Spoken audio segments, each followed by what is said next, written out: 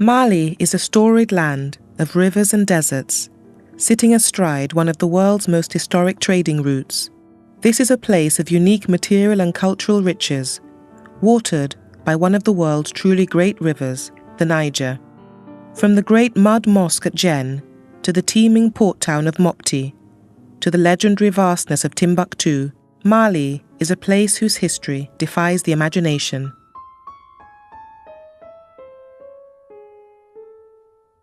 The county of Djenne covers 4,500 square kilometers in the heart of the central delta and at the confluence of the Bani and Niger rivers.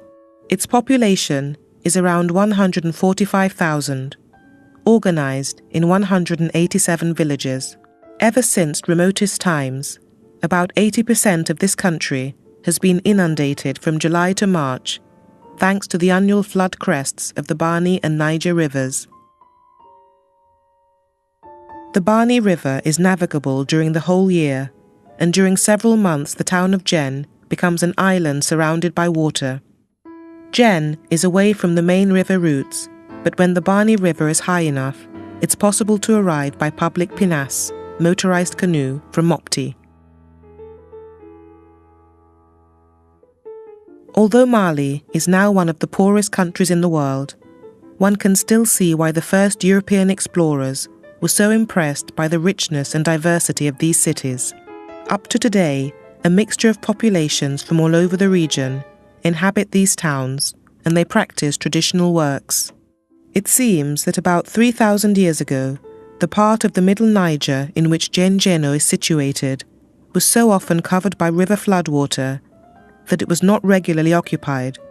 In recent years, periodic droughts have caused the emigration of significant numbers of farmers and fishermen.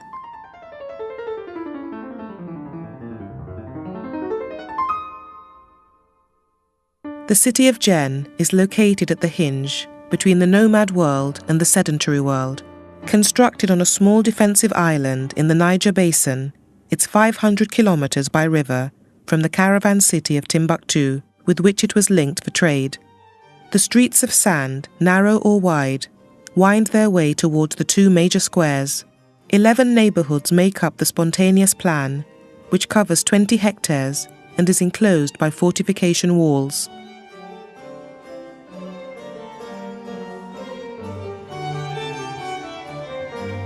Djenne prides itself on its fine past. The original emplacement of Djenne was founded on the site of Zoboro. Its removal to the present site was accompanied by the sacrifice of atonement of a young girl, Tempana Djennepo, whose tomb is today among the oldest monuments of the city. Djenne fell under the influence of Islam toward the end of the 13th century.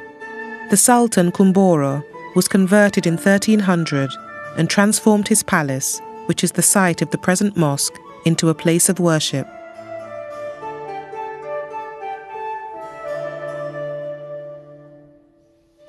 Rural buildings in the city are usually one-story structures with flat roofs.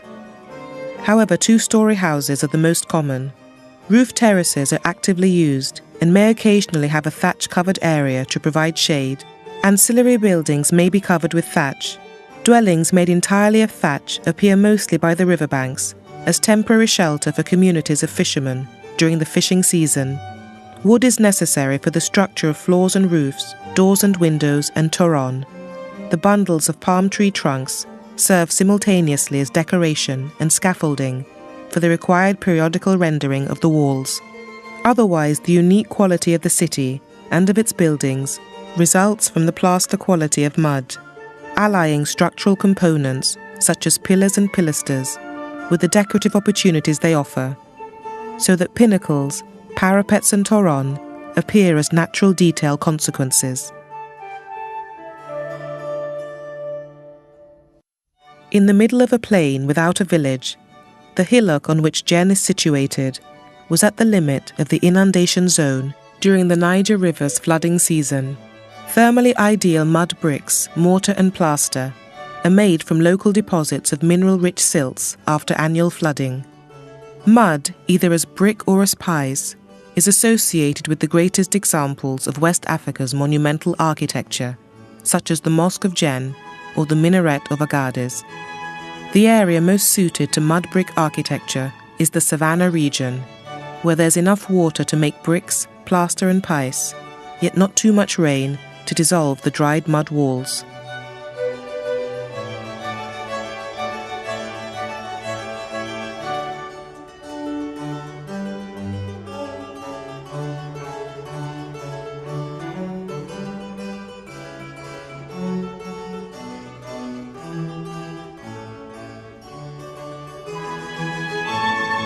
In the architecture of Djenne today, old styles coexist with new ones.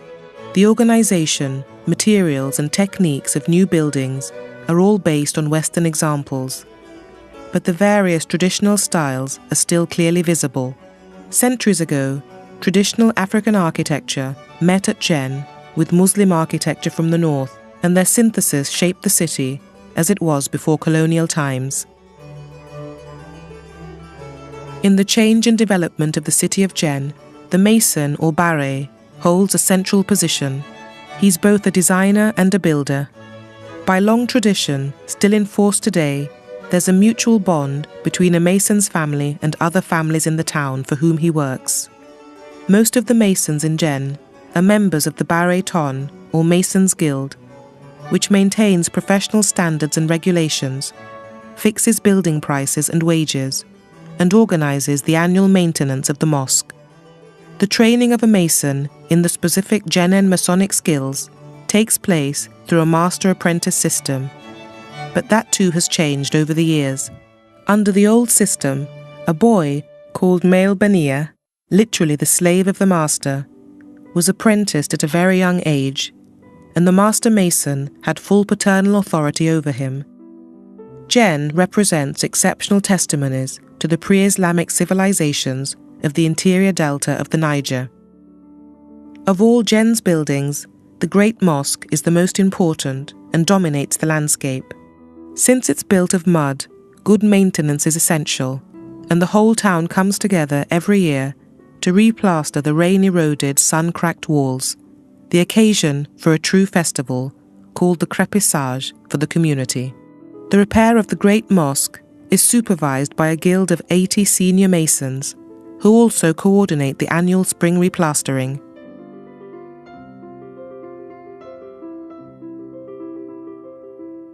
The main entrances of the mosque are on its south and north sides.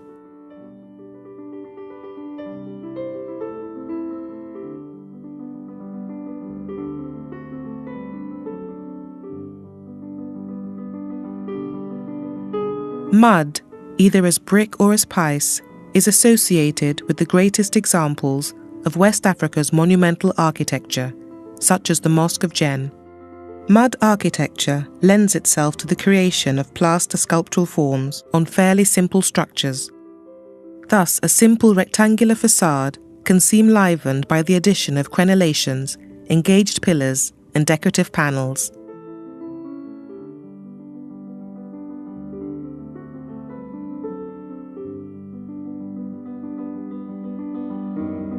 The mosque expresses the crystallization in 3 dimensions of the unique synthesis between Islamic cultural features and the cultures of indigenous West African societies. The importance is both as an art form and as evidence of the synthesis which results when man seeks to achieve monumentality as a testimony of his faith.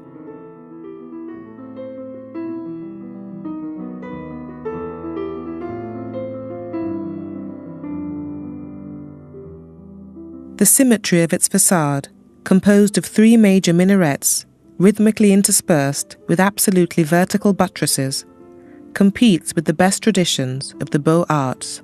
Above all, it achieves a sense of verticality, one of those canons of architecture unrivaled in this part of the world.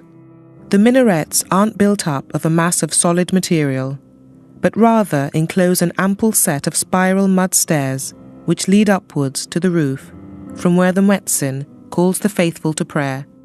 The minarets are thus an expression of their true function. The incorporation of the minaret as an integral element of the facade itself marks an innovation in mosque design. Towers are often topped with a spire capped by an ostrich egg, symbolizing fertility and purity.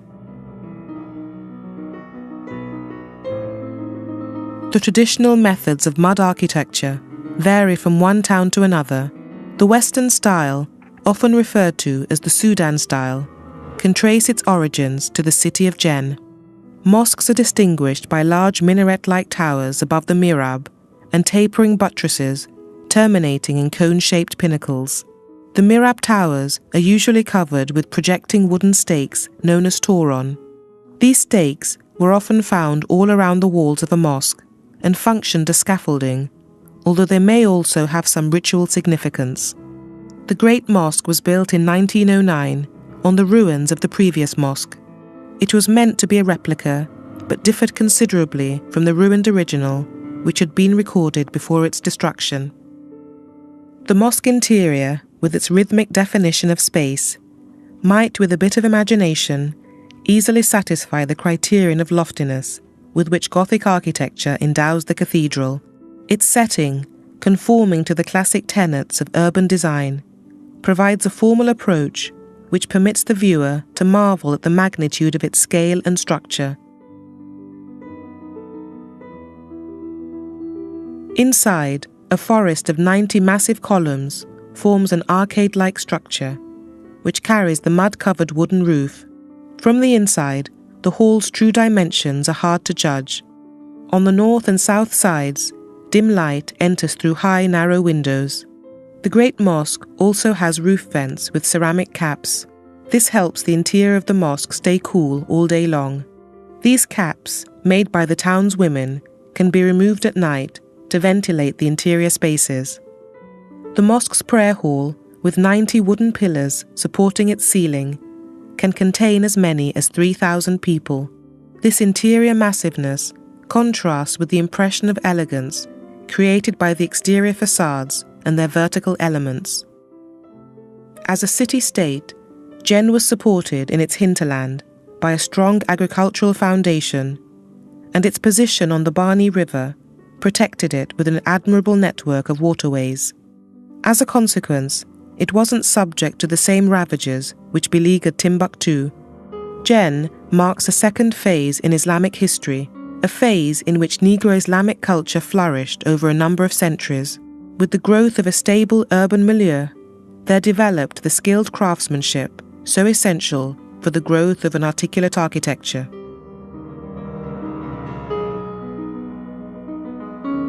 Djenne is an outstanding example of an architectural group of buildings, illustrating a significant historic period and bears exceptional witness to the pre-Islamic civilizations on the inland of the Niger.